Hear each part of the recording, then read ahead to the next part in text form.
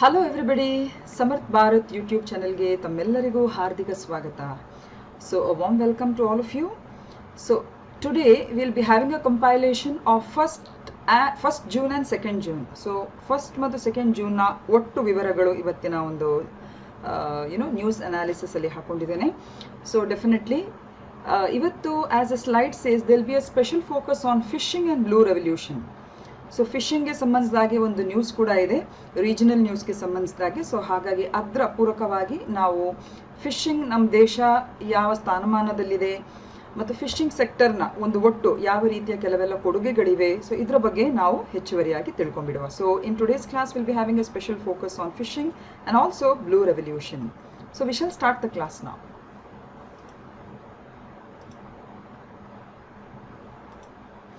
So ಮೊದಲನೇ news ಹೀಗೆ ಹೇಳ್ತಾ ಇದೆ, 3 ಕರಾವಳಿ ಜಿಲ್ಲೆಗಳಲ್ಲಿ 61 ದಿನಗಳ ಮೀನುಗಾರಿಕೆ ರಜೆ ಇಂದು ಪ್ರಾರಂಭವಾಗಿದೆ. ಇಂದು ಅಂದರೆ ಇದು ನಿನ್ನೆದು ನ್ಯೂಸ್, ನಿನ್ನೆ ಪ್ರಾರಂಭ ಆಗಿದೆ. 61 day fishing holiday starts today in 3 coastal districts, that's of Dakshin Kannada, Udupi and Uttara Kannada districts. So ಹಾಗಾಗಿ ಏನಿದು ಫಿಶಿಂಗ್ ಹಾಲಿಡೇ ಅಂತ ಹೇಳಿಬಿಟ್ಟು, the main objective of the banning deep sea fishing during June and July is to protect the fish wealth as commercially important species during this period. So ಈ ಒಂದು ban ಏನಿದೆ 2 ತಿಂಗಳುಗಳ ಕಾಲ, ಏನು ಮೀನುಗಾರರು ಆಳ ಸಮುದ್ರ ಮೀನುಗಾರಿಕೆಗೆ ಹೋಗದೇ ಇರುವಂಥ ಒಂದು ನಿರ್ಬಂಧ ಅಥವಾ ನಿಷೇಧ ಏನು ಸರ್ಕಾರವೇ ಇದನ್ನು ನೋಟಿಫೈ ಮಾಡ್ತದೆ, ಇದಕ್ಕೆ ಉದ್ದೇಶ ಇಷ್ಟೇ. ಯಾಕಂದರೆ ಆ ಇಡೀ ವರ್ಷದಲ್ಲಿ ಜೂನ್ ಜುಲೈ ತಿಂಗಳಲ್ಲಿ ಪ್ರಮುಖವಾಗಿ ಈ ಮತ್ಸ್ಯ ಸಂಪತ್ತನ್ನು ಸಂರಕ್ಷಿಸುವ ಒಂದು ಉದ್ದೇಶದಲ್ಲಿ. ಸೊ ಮತ್ಸ್ಯ ಸಂಪದವನ್ನು ಸಂರಕ್ಷಿಸುವ ಉದ್ದೇಶ ಅಂದರೆ ಏನು? ಬೇಸಿಕ್ ಆಗಿ ಈ ಒಂದು 2 ತಿಂಗಳುಗಳಲ್ಲಿ ಮೀನುಗಳು ಮೊಟ್ಟೆ ಇಡುವ ಕಾರಣ ಅಥವಾ ಅದರ ತಳಿ ಸಂವರ್ಧನೆಗೆ ಸಂಬಂಧಿಸಿದಾಗೆ ಅದು ಬ್ರೀಡಿಂಗ್ ಸೀಸನ್ ಆಗಿರುವ ಕಾರಣ ಆ ಸಮಯದಲ್ಲಿ ಮೀನುಗಾರಿಕೆಗೆ ಹೋಗದಾಗೆ, ಯಾಕೆಂದರೆ ಅದರಿಂದ ಮೀನುಗಾರರಿಗೆ ಮತ್ತೆ ಪುನಃ ಲಾಸ್ ಆಗ್ತದೆ ಒಂದು ವೇಳೆ ಆ ಸಂದರ್ಭದಲ್ಲಿ. ಆ್ಯಂಡ್ ಇನ್ನೊಂದು ಇಂಪಾರ್ಟೆಂಟ್ ವಿಚಾರ, ದಕ್ಷಿಣ ಕನ್ನಡ ಮತ್ತು ಉಡುಪಿ ಮತ್ತು ಕರಾವಳಿಯಲ್ಲಿ ಆ ಸಂದರ್ಭದಲ್ಲಿ ಮಾನ್ಸೂನ್ ಮುಂಗಾರು ಮಳೆ ಹಾಗೂ ಬೇರೆ ಬೇರೆ ಇದರಲ್ಲಿ ಹವಾಮಾನ ಪ್ರತಿಕೂಲತೆ ಇರುವ ಕಾರಣ ಕೂಡ ಆ ಎಲ್ಲ ಆಯಾಮಗಳನ್ನು ಒಟ್ಟು ಮಾಡಿಕೊಂಡು ಸರ್ಕಾರ ಈ 2 ತಿಂಗಳಿಗೆ ಡೀಪ್ ಸಿ ಫಿಶಿಂಗಿಗೆ ಅದು ಬ್ಯಾನ್ ಹಾಕಿದೆ. ಇನ್ಲ್ಯಾಂಡ್ ಫಿಶಿಂಗ್ ಎಲ್ಲ ಮಾಡ್ಬೋದು, ಅಂದರೆ ಒಳನಾಡಿನ ಒಂದು ಮೀನುಗಾರಿಕೆಗೆ ಸಂಬಂಧಿಸಿದಾಗೆ ಅದಕ್ಕೆ ಏನು ನಿರ್ಬಂಧಗಳಿಲ್ಲ. ಆದರೆ ಡೀಪ್ ಸಿ ಫಿಶಿಂಗ್ಗೆ ಸಂಬಂಧಿಸಿದಾಗೆ ಈ ಹಿನ್ನೆಲೆಯಲ್ಲಿ ಜೂನ್ 1ರಿಂದ ಜುಲೈ 31ರವರೆಗೆ ಅಂದರೆ 2 ದಿವಸಗಳ ಕಾಲ, ಸರಿಸುಮಾರು 61 ದಿವಸಗಳ ಕಾಲ ನಿರ್ಬಂಧವನ್ನು ಹಾಕಲಾಗಿದೆ. So it is basically called as fishing holiday, ಮೀನುಗಾರಿಕಾ ರಜೆ ಅಂತ ಇದನ್ನು ನಾವು ಹೇಳುವಂಥದ್ದು. ಸೊ ಕೊನೆ ವರ್ಷ ಏನು ಮಾಡಿದೆ ಸರ್ಕಾರ, ಈ ಒಂದು deep sea fishing ban period ಅನ್ನು ಈ ಕರಾವಳಿ ಜಿಲ್ಲೆಗಳಲ್ಲಿ 61 ದಿನಗಳ ಬದಲಾಗಿ ಕೇವಲ 47 ದಿನಕ್ಕಷ್ಟೇ ಅದು ಸೀಮಿತಗೊಳಿಸಿದೆ. ಅಂದರೆ ಜೂನ್ 15ರಿಂದ ಜುಲೈ 31ರವರೆಗೆ ಮಾತ್ರ ಅದು ಅದನ್ನು ಸಡಿಲಿಕೆ ಮಾಡಿದೆ, ಯಾಕಂದರೆ may be because of corona and many other aspects. ಆದರೆ ಈ ವರ್ಷ ಹಾಗೆ ಮಾಡಲಿಲ್ಲ, ಪೂರ್ತಿಯಾಗಿ ಆ 2 ತಿಂಗಳುಗಳ ಕಾಲ ಮೀನುಗಾರಿಕೆ ರಜೆಯನ್ನು ಘೋಷಿಸಿದೆ. ಓಕೆ, ಸೊ ಇನ್ನು ಮುಂದೆ ಮೀನುಗಾರರು ಡೀಪ್ ಸಿ ಫಿಶಿಂಗ್ ಅಂತ ಹೇಳಿದರೆ ಅವರು ಆಗಸ್ಟ್ 1ನೇ ವಾರದಿಂದ ಅವರು ಪ್ರಾರಂಭ ಮಾಡ್ತಾರೆ. ಆ ಸಮುದ್ರ ಪೂಜೆ ಅಂತ ಹೇಳುವಂಥ ಒಂದು ಸಾಂಸ್ಕೃತಿಕವಾದಂಥ ಒಂದು ಪೂಜೆಯನ್ನು ಮಾಡಿಕೊಂಡು ಆ ನಂತರ ಅವರು ಸಮುದ್ರಕ್ಕೆ ಇಳಿಯುವಂಥದ್ದು. So this is about the news related to fishing holiday in the 3 coastal districts of Karnataka. ಈಗ ಇದಕ್ಕೆ ಸಂಬಂಧಿಸಿದಾಗೆ ಮೀನುಗಾರಿಕೆಗೆ ಸಂಬಂಧಿಸಿದಂಗೆ ನಮ್ಮ ದೇಶದ ಒಂದು ಸ್ಥಿತಿಗತಿ ಹೇಗಿದೆ ಅಂತ ಹೇಳಿ ತಿಳ್ಕೊಳ್ಳುವಂಥ ಯತ್ನ ಮಾಡುವ. ಓಕೆ, ಮೊದಲನೇದಾಗಿ ವರ್ಲ್ಡ್ ಫಿಶರೀಸ್ ಡೇ, ವಿಶ್ವ ಮೀನುಗಾರಿಕಾ ದಿನ ಅಂತ ಹೇಳಿ ಒಂದು ದಿನ ಆಚರಣೆ ಮಾಡ್ತಾರೆ. ಗೊತ್ತಾ ನಿಮಗೆ? ಇದು 21ನೇ ನವೆಂಬರಲ್ಲಿ ಪ್ರತಿ ವರ್ಷ ಇದನ್ನು 21st ನವೆಂಬರ್ ದಿನದಂದು ಇದನ್ನು ಆಚರಣೆ ಮಾಡುವಂಥ ವಿಶ್ವಾದ್ಯಂತ ಪ್ರತಿ ದೇಶಗಳು ಕೂಡ 21st ನವೆಂಬರನ್ನು ವಿಶ್ವ ಮೀನುಗಾರಿಕೆ ದಿನ ಅಂತ ಹೇಳಿ ಆಚರಿಸ್ತದೆ. ಓಕೆ, ಸೊ ಕಳೆದ ವರ್ಷದಿಂದ please remember this is very important, 2019-20 ಈ ದಿನದಂದು ವಿಶ್ವ ಮೀನುಗಾರಿಕೆ ದಿನದಂದು ಮೊದಲನೇ ಬಾರಿಗೆ ಭಾರತ ಸರ್ಕಾರವು ಮೀನುಗಾರಿಕಾ ವಲಯದಲ್ಲಿ ಹೆಚ್ಚಿನ ಒಂದು ಉತ್ತಮ ರೀತಿಯ ಒಂದು ಪರ್ಫಾರ್ಮೆನ್ಸ್ ಮಾಡುವಂಥ ಒಂದು ರಾಜ್ಯಗಳಿಗೆ ಬೇರೆ ಬೇರೆ ನಿಟ್ಟಿನಲ್ಲಿ ಪ್ರಶಸ್ತಿಗಳನ್ನು ಘೋಷಣೆ ಮಾಡುವಂಥ ಒಂದು ಅದು ಒಂದು ಸಂಸ್ಕೃತಿಗೆ ಅದು ಒಳಪಟ್ಟಿದೆ. Did you understand? So in the first time from the year 2019-20 the fisheries sector, to encourage the fisheries sector, the government of India is been giving the award for the best performing states in fisheries. So ಅದು ಯಾವ ರಾಜ್ಯಗಳಿಗೆ ಆ ಎಲ್ಲ ಒಂದು ಪ್ರಶಸ್ತಿ ದಕ್ಕಿದೆ ಅಂತ ಹೇಳಿ ನಾವು ನೋಡ್ಕೊಂಡ್ಬಿಡುವ. ಸೊ ಈ ಸ್ಲೈಡಲ್ಲಿ ನಿಮ್ಗೆ 2 ವಿಷಯ ಗೊತ್ತಾಯಿತು. 21ನೇ ನವೆಂಬರ್ ಅನ್ನು ವಿಶ್ವ ಮೀನುಗಾರಿಕಾ ದಿನ ಅಂತ ಹೇಳಿ ಆಚರಿಸುವಂಥದ್ದು. ಎರಡನೇದಾಗಿ 21ನೇ ನವೆಂಬರ್ ಅಂದು ನಮ್ಮ ಭಾರತ ಸರ್ಕಾರವು ಯಾವ ಕರಾವಳಿ ರಾಜ್ಯಗಳು ಅಥವಾ ಒಳನಾಡಿನ ರಾಜ್ಯಗಳು ಕೂಡ, ಯಾಕಂದ್ರೆ ಒಳನಾಡಿನಲ್ಲೂ ಕೂಡ ಮೀನುಗಾರಿಕೆಗೆ ಅವಕಾಶ ಇದೆ, ಹೌದಾ ಅಲ್ವಾ? ಸೊ ಇದು ಬೇರೆ ಬೇರೆ ಒಂದು ಕ್ರೈಟೀರಿಯಾದಲ್ಲಿ ರಾಜ್ಯಗಳಿಗೆ ಒಂದು ಅವಾರ್ಡ್ ಕೊಡುವಂತ ಒಂದು ಕ್ರಮವನ್ನು ಅದು ಸ್ಟಾರ್ಟ್ ಮಾಡಿದೆ ಕಳೆದ ವರ್ಷದಿಂದ. ಸೊ ಇದಕ್ಕೆ ಸಂಬಂಧಿಸಿದಾಗೆ we can see this following states. So ಇದರ ಹಿನ್ನೆಲೆ ಏನು? ಪ್ಲೀಸ್ ರಿಮೆಂಬರ್ ದಟ್ ಪ್ರತಿಯೊಂದು ದಿನದ ಆಚರಣೆಗೂ ಕೂಡ ಒಂದು ಹಿನ್ನೆಲೆ ಅಂತ ಇರ್ತದೆ. ಸೊ 21st ನವೆಂಬರ್ ಅನ್ನು ಪ್ರತಿ ವರ್ಷ ಏನು ವರ್ಲ್ಡ್ ಫಿಶರೀಸ್ ಡೇ ಅಂತ ಹೇಳಿ ಆಚರಣೆ ಮಾಡ್ತಾರೆ. ಇದು 1997ರಿಂದ ಇದು ಪ್ರಾರಂಭಗೊಂಡದು. It started in the year 1997 where ಇದಕ್ಕೆ ಕಾರಣ ಕೂಡ ನಮ್ಮ ಭಾರತ ದೇಶವೇ. Where the World Forum of Fish Harvesters and Fish Workers, they met in New Delhi, leading to the formation of World Fisheries Forum with the representatives of 18 countries who signed a declaration advocating for a global mandate of sustainable fishing practices and policies. So 1997ರಲ್ಲಿ 18 ರಾಷ್ಟ್ರಗಳ ಒಂದು ಮೀನುಗಾರಿಕಾ ಒಕ್ಕೂಟಗಳು ಒಟ್ಟು ಸೇರಿ ವಿಶ್ವ ಮೀನುಗಾರಿಕಾ ಒಕ್ಕೂಟ ಅಂತ ಹೇಳುವಂತ ಒಂದು ಪ್ಲಾಟ್ಫಾರ್ಮ್ ಅನ್ನೋದು ಸ್ಥಾಪಿಸ್ತದೆ. ಸೊ ಅವರೊಂದು ಡಿಕ್ಲರೇಷನ್ಗೆ ಸಹಿ ಹಾಕ್ತಾರೆ. ಏನಂತ ಹೇಳಿದ್ರೆ, ಸುಸ್ಥಿರವಾದಂತಹ ಮೀನುಗಾರಿಕಾ ಅಭ್ಯಾಸಗಳನ್ನು ಮತ್ತು ನೀತಿಗಳನ್ನು ಪಾಲಿಸುವ ನಿಟ್ಟಿನಲ್ಲಿ ಈ ಒಂದು ವೇದಿಕೆ ಸೃಷ್ಟಿಯಾಗ್ತದೆ. ಸೊ ಹಾಗಾಗಿ ಆ ದಿನದಂದೇ 21ನೇ ನವೆಂಬರ್ ಅನ್ನು ಪ್ರತಿ ವರ್ಷ ವಿಶ್ವ ಮೀನುಗಾರಿಕೆ ದಿನ ಅಂತ ಹೇಳಿ ನಾವು ಆಚರಿಸುವಂಥದ್ದು. ಓಕೆ, ಸೊ ಈ ಒಂದು ಮುಖ್ಯ ಉದ್ದೇಶ ಇಷ್ಟೇ. ಬರೀ ಮೀನು ಹಿಡಿದು ಲಾಭ ಮಾಡುವುದು ಮಾತ್ರ ಅಲ್ಲ, ಸಮುದ್ರ ಒಂದು ಆವಾಸ ಸ್ಥಾನ ಇರ್ಬೋದು ಅಥವಾ ಸಮುದ್ರ ಪರಿಸರ ವ್ಯವಸ್ಥೆಯ ಒಂದು ಸುಸ್ಥಿರವಾದಂತಹ ಒಂದು ಸಂರಕ್ಷಣೆ, ಅದು ಕೂಡ ಈ ಎಲ್ಲ ಒಂದು ನೀತಿಗಳಲ್ಲಿ ಕೂಡ ಇರುವಂಥದ್ದು. ಸೊ ಬೇಸಿಕಲಿ ಇಷ್ಟು ವಿಷಯಗಳು ನಮಗೆ ಗೊತ್ತಿರಬೇಕು. ಈಗ ಯಾವ್ಯಾವ ರಾಜ್ಯಗಳು ಇಂತಹ ಒಂದು ಪ್ರಶಸ್ತಿಯನ್ನು ಬಾಚಿಕೊಂಡಿದೆ ಈ ಒಂದು ವರ್ಲ್ಡ್ ಫಿಶರೀಸ್ ದಿವಸ ಅಂತ ಹೇಳಿ ನಾವು ನೋಡ್ಕೊಂಡ್ಬಿಡುವ. ಓಕೆ, ಸೊ ನಾನು ಆಗಲೇ ಹೇಳಿದಾಗೆ ಇದು ಇತಿಹಾಸದಲ್ಲಿ, ಭಾರತದ ಇತಿಹಾಸದಲ್ಲಿ ಇದು ಮೊದಲ ಬಾರಿಗೆ ಮೀನುಗಾರಿಕಾ ಸೆಕ್ಟರ್ ಅಥವಾ ಆ ವಲಯಕ್ಕೆ ಭಾರತ ಸರ್ಕಾರ ಒಂದು ಇನಾಮು ಅಥವಾ ಅವಾರ್ಡ್ ಅನ್ನು, ಪ್ರಶಸ್ತಿಯನ್ನು ಘೋಷಿಸುವಂಥದ್ದು. And it started from the year 2019 and 20. So ಕಳೆದ ವರ್ಷ ನವೆಂಬರ್ 21ರಂದು ಯಾವ ರಾಜ್ಯಗಳಿಗಿಂತ ಪ್ರಶಸ್ತಿ ಸಿಕ್ಕಿದೆ ಅಂತ ಹೇಳಿದ್ರೆ, ಮೆರೈನ್ ಸ್ಟೇಟ್ಸ್ಗೆ ಸಂಬಂಧಿಸಿದಾಗೆ, ಸಮುದ್ರ ಮೀನುಗಾರಿಕೆಗೆ ಸಂಬಂಧಿಸಿದಾಗೆ ಕರಾವಳಿ ರಾಜ್ಯಗಳಲ್ಲಿ ಒಡಿಸ್ಸಾ ಪ್ರಥಮ ಸ್ಥಾನವನ್ನು ಪಡ್ಕೊಂಡ್ಬಿಟ್ಟಿದೆ. Okay, it has got the award. ಎರಡನೇದು, ಒಳನಾಡಿನ ಮೀನುಗಾರಿಕೆಗೆ ಸಂಬಂಧಿಸಿದಾಗೆ ಉತ್ತರ ಪ್ರದೇಶ ಆ ಪ್ರಶಸ್ತಿಯನ್ನು ಬಾಚಿಕೊಂಡಿದೆ. ಅದಲ್ಲದೆ ಗುಡ್ಡಕಾಡು ಮತ್ತು ಈಶಾನ್ಯ ಭಾಗದ ರಾಜ್ಯಗಳಿಗೆ ಸಂಬಂಧಿಸಿದಾಗೆ ಆಸಾಂ ಈ ಪ್ರಶಸ್ತಿಯನ್ನು ಪಡ್ಕೊಂಡ್ಬಿಟ್ಟಿದೆ. Is it clear? ಸೊ ರಾಜ್ಯಗಳಲ್ಲೂ 3 ರೀತಿಯಲ್ಲಿ ಅವರು ವಿಂಗಡಿಸಿದ್ದಾರೆ. ಒಂದು, ಕರಾವಳಿ ಭಾಗದ ರಾಜ್ಯಗಳು, ಯಾಕಂದ್ರೆ ಕರಾವಳಿ ಭಾಗದ ರಾಜ್ಯಗಳಿಗೆ ಮೆರೈನ್ ಫಿಶಿಂಗ್ ಅಲ್ಲಿ ಅವಕಾಶ ಇರ್ತದೆ, ಹೌದಾ ಅಲ್ವಾ? ಆಳ ಮೀನುಗಾರಿಕೆ ಅಥವಾ ಸಮುದ್ರ ಮೀನುಗಾರಿಕೆಗೆ ಅಲ್ಲಿ ಅವಕಾಶ ಇರ್ತದೆ. ಅದಲ್ಲದೆ ಒಳನಾಡಿನ ರಾಜ್ಯಗಳು ಅಂತ ಹೇಳಿದ್ರೆ, those will have fishing in the inland sector like the rivers, ponds and lakes etcetera etcetera. ಅದೇ ರೀತಿ ಹಿಲ್ಲಿ ರೀಜನ್ಸ್ಗಳಲ್ಲೂ ಕೂಡ ಇಂಥ ಅವಕಾಶ. ಸೊ ಆ 3 ಕ್ರೈಟೀರಿಯಾ ಅಲ್ಲ, ಆ 3 ಒಂದು ಕ್ಯಾಟಗರಿಗಳಲ್ಲಿ ಈ ಅವಾರ್ಡ್ ಅನ್ನು ಅವರು ಕೊಟ್ಟಿದ್ದಾರೆ. So first is Odisha in marine sector, Uttar Pradesh among inland states and third is Assam. ಈಗ ಅಪಾರ್ಟ್ ಫ್ರಮ್ ರಾಜ್ಯಗಳಲ್ಲದೆ ಕೂಡ ಕಳೆದ ವರ್ಷ 2019-20ರಿಂದ ಸಂಸ್ಥೆಗಳಿಗೂ ಕೂಡ ಈ ಒಂದು ರೆಕಗ್ನಿಷನ್ ಅನ್ನು ಕೊಡ್ತಾ ಇದೆ ಭಾರತ ಸರ್ಕಾರ. ಓಕೆ, ಸೊ ಕೆಲವೆಲ್ಲ ಫಿಶರೀಸ್ ಡೆವಲಪ್ಮೆಂಟ್ ಕಾರ್ಪೊರೇಷನ್ ಎಲ್ಲ ಇದೆಯಲ್ಲ ಪ್ರತಿ ರಾಜ್ಯದಲ್ಲೂ ಕೂಡ, ಜಿಲ್ಲೆಯಲ್ಲೂ ಕೂಡ. ಸೊ ಅದಕ್ಕೆ ಸಂಬಂಧಿಸಿದಾಗೆ ಕೂಡ ಅವಾರ್ಡ್ ಅನ್ನು ಕೊಡ್ತಾ ಇದ್ದಾರೆ. ಸೊ ಆ ಸಂಘ ಸಂಸ್ಥೆಗಳಿಗೆ ಸಂಬಂಧಿಸಿದಾಗೆ Tamil Nadu fisheries development corporation limited, ಇದು ಸಮುದ್ರ ಮಟ್ಟದ ಮೀನುಗಾರಿಕೆಯಲ್ಲಿ ಇದು ಪ್ರಥಮ ಸ್ಥಾನ ಅಂತ ಹೇಳಿದೆ, ಆ ಪ್ರಶಸ್ತಿಯನ್ನು ಅದು ಪಡ್ಕೊಂಡ್ಬಿಟ್ಟಿದೆ.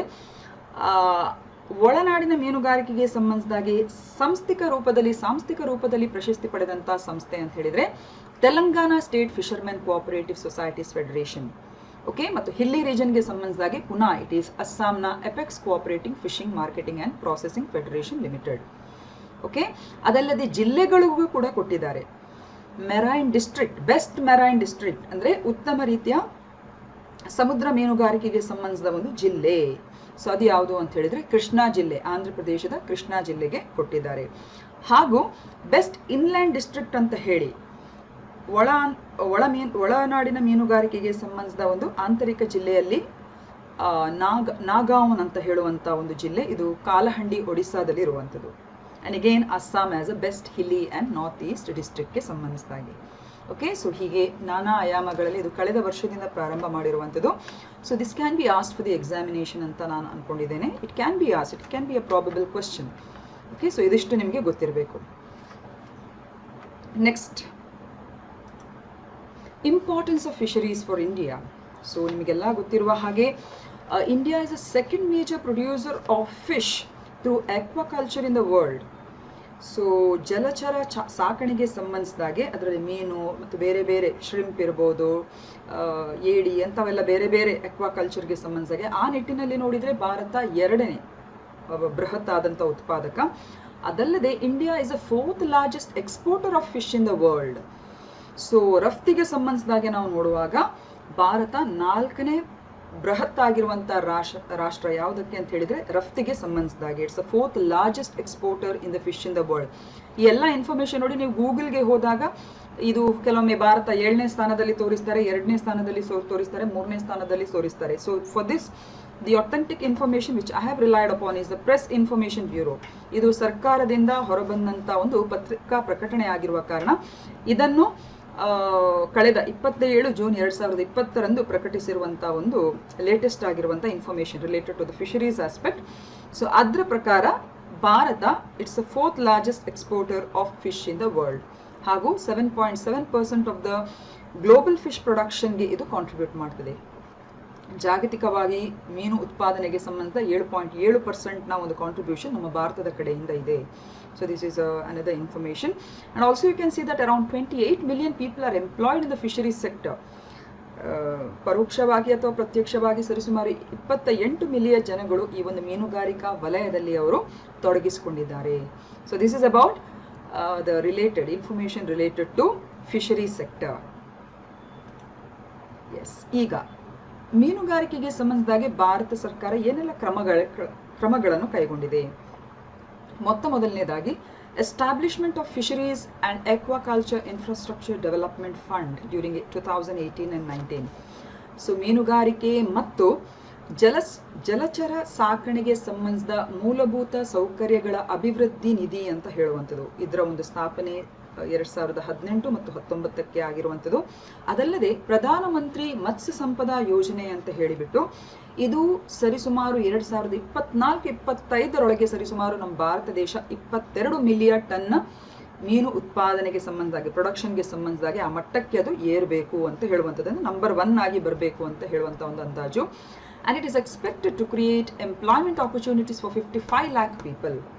ಸೊ ಈ ಪ್ರಧಾನ ಮಂತ್ರಿ ಮತ್ಸ್ಯ ಸಂಪದಾ ಯೋಜನೆಯ ಒಂದು ಆಬ್ಜೆಕ್ಟಿವ್ಸ್ ಅಥವಾ ಮೂಲಭೂತ ಉದ್ದೇಶ ಹೀಗಿದೆ. ಅದಲ್ಲದೆ ಫೋಕಸ್ ಆನ್ ಬ್ಲೂ ರೆವಲ್ಯೂಷನ್ ಅಂತ ಹೇಳಿದ್ರೆ ಮೀನುಗಳ ಉತ್ಪಾದನೆಗೆ ಸಂಬಂಧಿಸಿದಾಗೆ ಅದರ ಒಂದು ಪ್ರೊಡಕ್ಷನ್ಗೆ ಸಂಬಂಧಿಸಿದಾಗೆ ಅದರ ಬೇರೆ ಬೇರೆ ನಿಟ್ಟಿನಲ್ಲಿ ಅಲ್ಲಿರುವಂಥ ಒಂದು ಕ್ರಾಂತಿಯನ್ನು ಸೃಷ್ಟಿ ಮಾಡುವಂಥದ್ದು. Okay, so focus on creating and enabling an environment for integrated and holistic development and management of fisheries for the socio-economic development of the fishing and the fish farmers.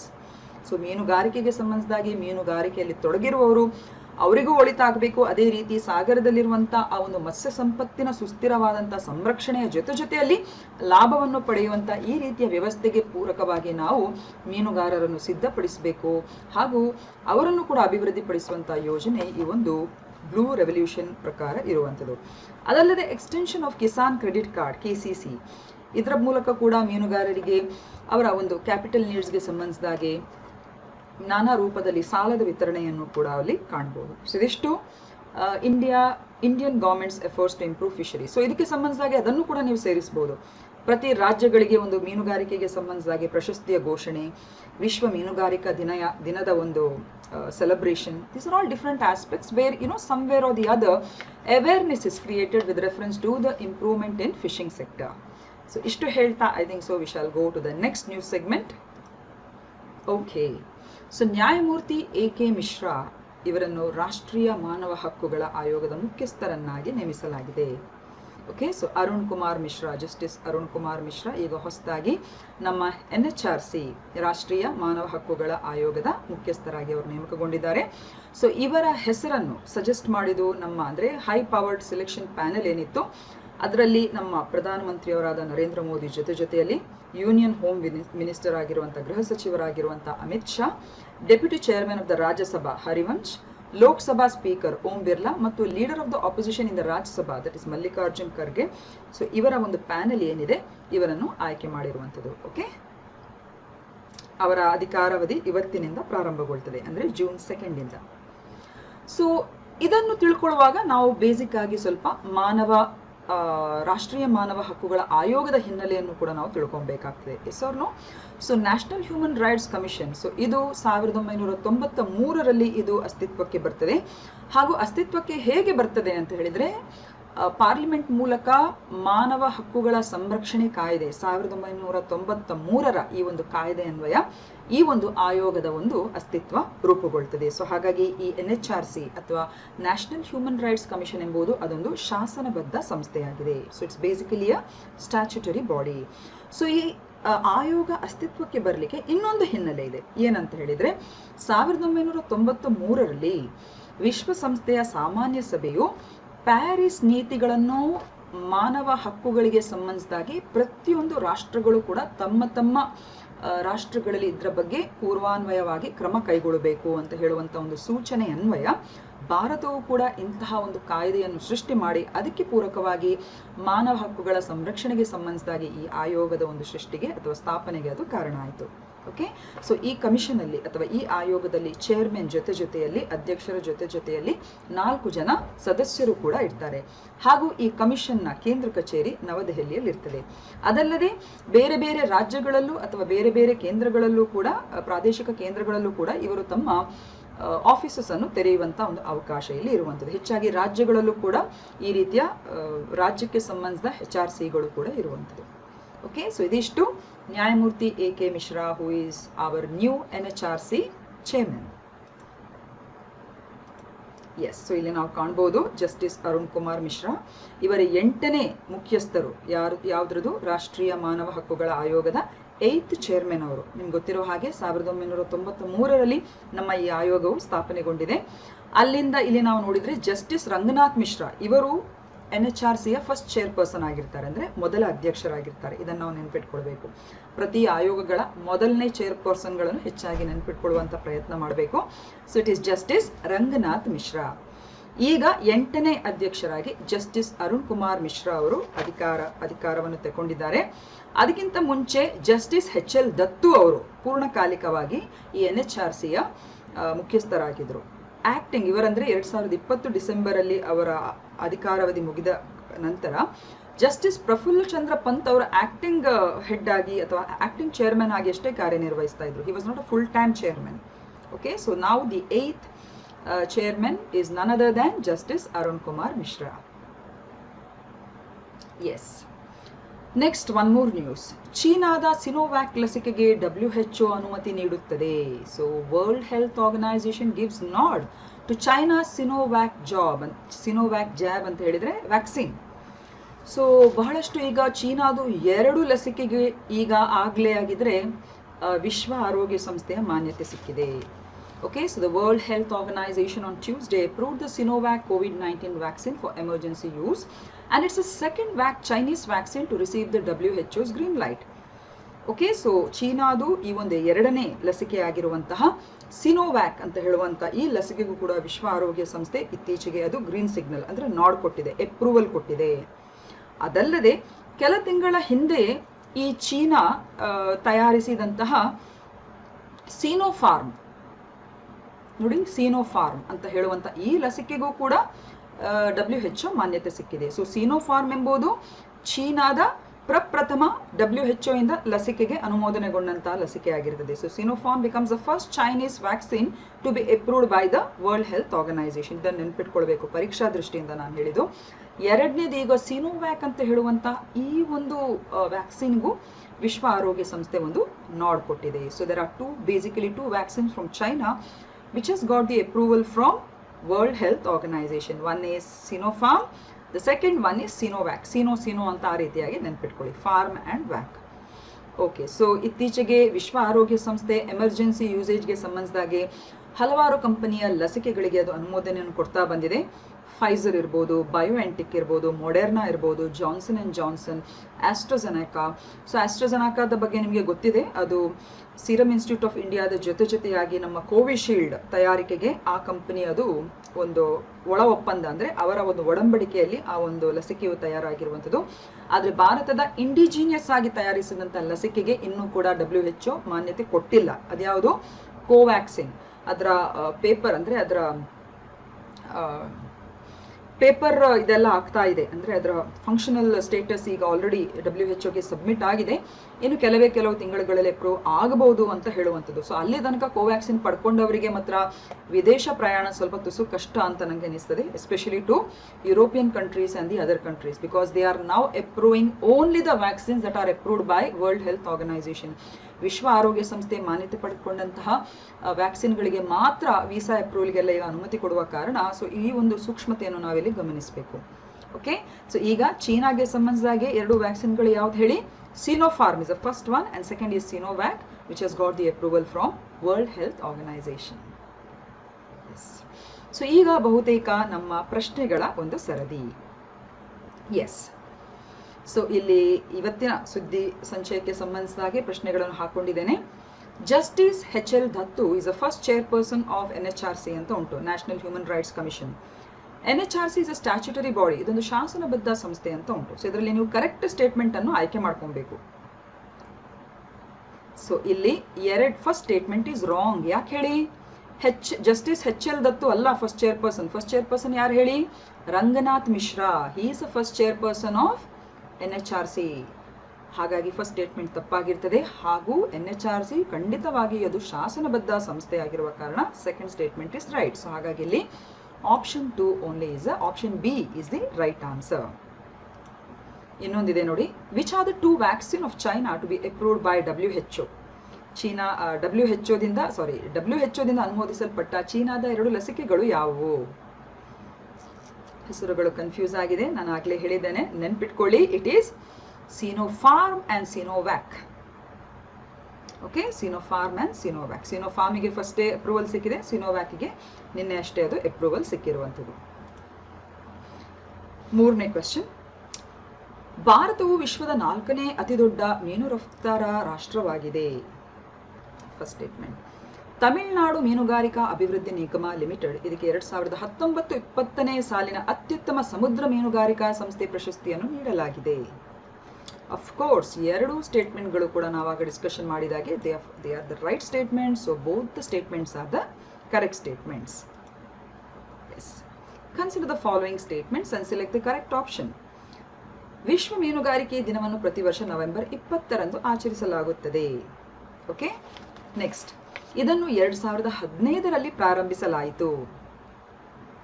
ಮೀನುಗಾರಿಕಾ ಕ್ಷೇತ್ರದಲ್ಲಿ ಪ್ರಥಮ ಬಾರಿಗೆ ತಮಿಳುನಾಡು ಮೀನುಗಾರಿಕಾ ಅಭಿವೃದ್ಧಿ ನಿಗಮ ಲಿಮಿಟೆಡ್ ಇದಕ್ಕೆ 2019-20 ಸಾಲಿನ ಅತ್ಯುತ್ತಮ ಮೀನುಗಾರಿಕಾ ಸಂಸ್ಥೆ ಪ್ರಶಸ್ತಿಯನ್ನು ನೀಡಲಾಗಿದೆ.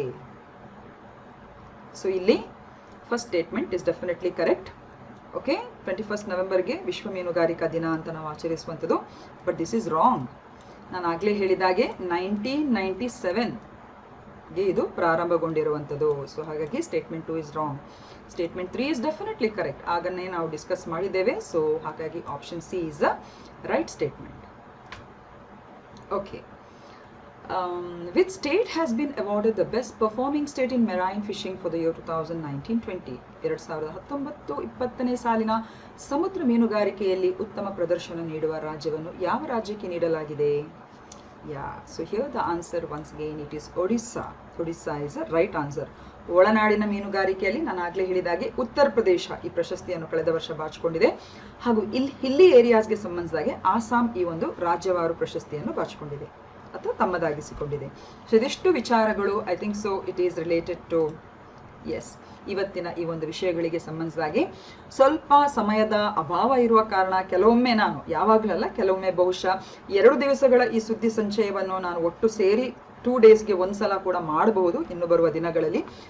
ಕೆಲಸದ ಒತ್ತಡದಿಂದ ಕೆಲವೊಮ್ಮೆ ಸನ್ನಿವೇಶ ಉಂಟಾಗಬಹುದು, ಬಟ್ ಡೆಫಿನೆಟ್ಲಿ ಆಗಿ ನಿಮಗೆ ಡಿಸಪಾಯಿಂಟ್ ಅಂತೂ ಮಾಡುವುದಿಲ್ಲ. ನ್ಯೂಸ್ ರಿಲೇಟೆಡ್ ಐಟಮ್ಸ್ಗಳನ್ನು ಹೀಗೇನೆ ಹಾಕ್ತಾ ಇರ್ತೇನೆ ಅಂತ ಹೇಳ್ತಾ I think so it is time to end my class, and kindly students, if you like the video, express your likes and share it with your friends, and of course if you are a first time viewer, kindly subscribe to Samarth Bharat anta helta I will end this session. Take care and have a very nice day. Stay safe.